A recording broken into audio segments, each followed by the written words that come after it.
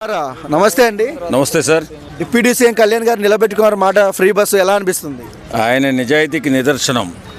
ఆయన మాటకి ఎదురులేదు, ఆయనకు తిరిగిలేదు. కాబట్టే ఈరోజు ఆయన శత్రువులంతా కాలగర్భంలో కలిసిపోయారు. నిజంగా ఆయన మానవతావాది, మనుషుల్లో దేవుడని నిరూపించుకున్నాడండి. ప్రతి పని కూడా అకుంఠిత దీక్షతో, పట్టుదలతో ఇది మనం చేయాలి, ప్రజల పక్షాన మనం నిలబడాలని అని నాయకుడు ఎవడైనా ఇండియాలో ఉన్నాడంటే నెంబర్ 1 నాయకుడు ఒక పవన్ కళ్యాణ్ గారే. ఎవరో 100 మంది 100 మాటలు చెప్తారు. ఆయన్ని కాదని ఆయన ఎదిరించి మనగలిగినోడు ఒక్క రాజకీయ నాయకుడు కూడా లేదు ఇప్పుడున్న పరిస్థితిలో. ఓకే, సో లేడీస్కి ఏపీలో ఫ్రీ బస్సు పెట్టారు కళ్యాణ్ గారు.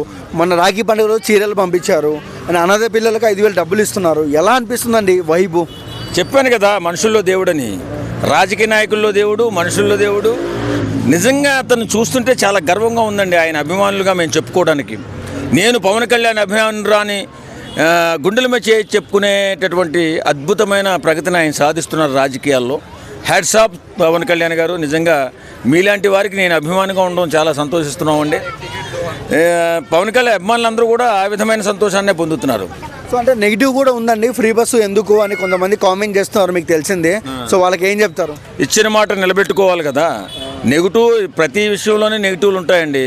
అన్ని పనుల్లో నెగిటివ్ కనిపిస్తూనే ఉంటుంది, చూపిస్తూనే ఉంటారు. అంత మాత్రాన మనం ఇచ్చిన మాటని వెనక్కి తీసుకుంటే తప్పు అనిపిస్తుంది. కాబట్టి వేళ కూటమి ప్రభుత్వం చంద్రబాబు నాయుడు గారు కానీ, లోకేష్ గారు కానీ, మన పవన్ కళ్యాణ్ గారు కానీ అలా నిలబడి అన్ని రంగాల్లో ప్రగతిని సాధిస్తున్నారు. ఈవేళ ప్రీవియస్ పట్టడం చాలా సంతోషంగా ఉంది. ఎందుకంటే ఆడబిడ్డలు అవస్థలు ఇన్ని కాదండి. మీ ఎవరికి తెలియదంటే కూలి వేసుకునేటటువంటి ఆడపిల్లలు, ఆడబిడ్డలు వాళ్ళు ఎక్కడికైనా వెళ్ళాలంటే బస్సు ఎక్కి వెళ్ళి ప్రయాణం చేసుకొచ్చి పని చేసుకుని వచ్చి బ్రతకాలంటే ఇది మంచి ఆసరాగా నిలబడుతుంది. ఫ్రీ బస్సు ఖచ్చితంగా చాలామందికి ఉపయోగపడుతుంది. ఆంధ్రప్రదేశ్ మహిళలు ఆనందాల్లో తేలియాడుతున్నారు. ఈవేళ మనకు కూడా స్వతంత్రం వచ్చింది ఈవేళ. ఎందుకంటే బ్రతకడం చాలా కష్టంగా ఉంది.